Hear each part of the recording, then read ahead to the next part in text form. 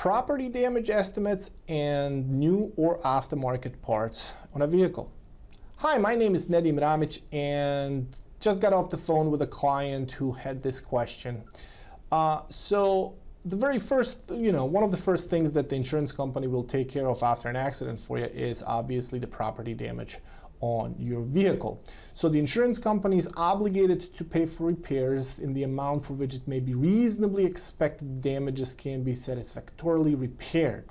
So what does that mean? You only can authorize those repairs to be made. So if you go to a repair shop that will have an estimate that's twice as much as the estimate that the insurance company has found, fortunately, legally speaking, they are allowed to only pay you the lower estimate if the vehicle will be made or restored to its condition prior to the loss at no additional cost to you. So they are allowed to go with the lower estimate if the car will be as good as it was before the accident and there was no cost to you. And then the question was, can they use aftermarket parts on my vehicle, or are they required to use new parts or the manufacturer's parts, right? And unfortunately, legally speaking, in Missouri, insurance companies are allowed to use aftermarket parts when completing an estimate and doing the damage repairs.